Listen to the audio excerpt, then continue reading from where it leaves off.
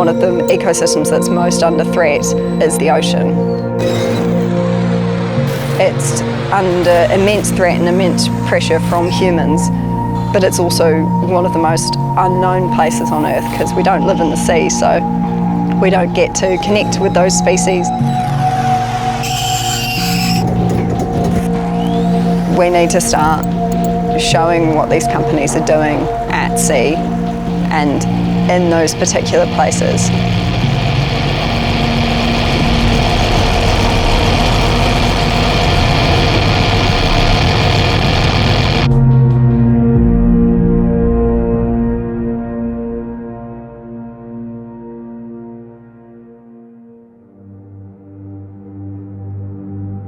East 166, etc., etc. Okay. So the bottom one is an international. Like you want your Latin long. You can see the previous track and stuff of where they've been. So they've been zigzagging in that area, which is good. They're searching. Of the two, primarily we want to film one. My name is Siana Fitzjohn and my family moved to Aotearoa 20 years ago now.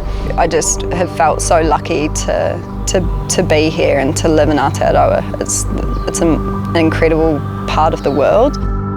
From a young age, I think, growing up in Singapore, I saw so many acts of ecological destruction, you know, rainforests being cut down in a matter of days that we're never going to get back. So I think from a really young age, that notion of loss on a really massive scale of the diversity of life on Earth was a really key motivating factor. I got involved in the climate movement. I've been doing a lot of work on deep sea oil, but I think after about 10 years I got a little bit burnt out by work on climate change. It's so important, but it can also be quite tiring. And so at the start of this year, at the start of 2021, I decided that I wanted to shift my focus a little bit and kind of reconnect to protecting ecosystems and protecting species. I decided to shift my focus to, okay, what are the biggest threats to our ocean ecosystems at the moment? Top of the list would be bottom trawling. We're taking too many fish and we're taking them in way too destructive a manner, and there's a lot of collateral damage coming from the way that we're fishing. So I was really keen to put together a small team to go out and start filming bottom trawlers around New Zealand. One thing I'm quite happy about is that in terms of weather window, it's probably one of the better weather windows you can have for Photo Strait and where we are. So that's a good thing.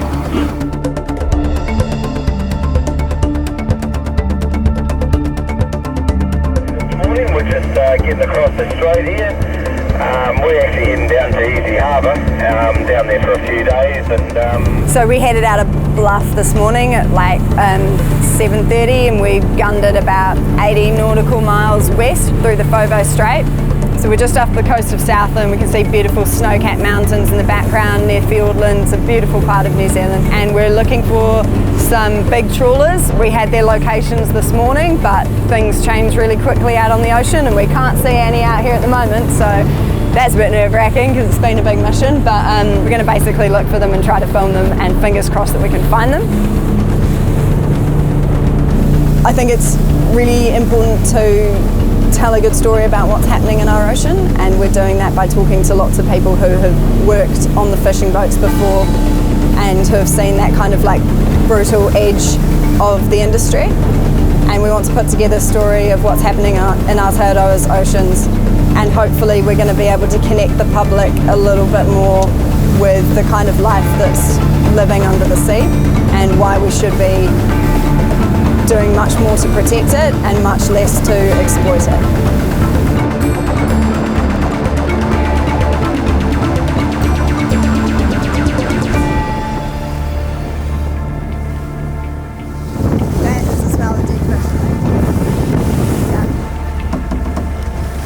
About 100 nautical miles out, just picking up the sand discovery on its trawl, pillaging the seafloor. Nothing sustainable about this size of trawl.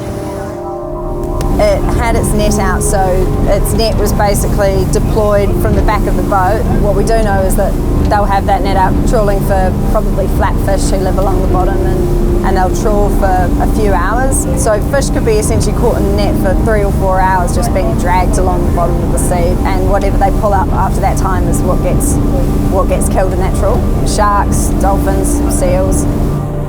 I think it's really important to make these industries accountable and make them feel witnessed by the public, because so much of what they do is just out of sight from the general population. No one gets to see it, so they get to operate without any kind of regard for how people would feel about it.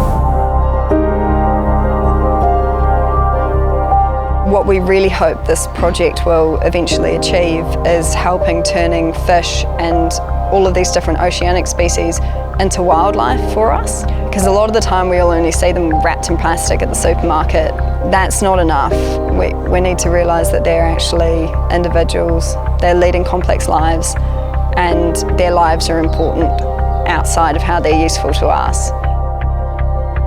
I really hope that we can look back on this period and just be really ashamed of the way that we've treated the sea.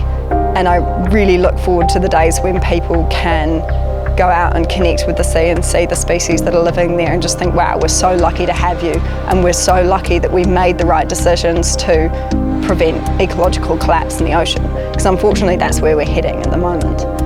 And I really hope we can divert from that course.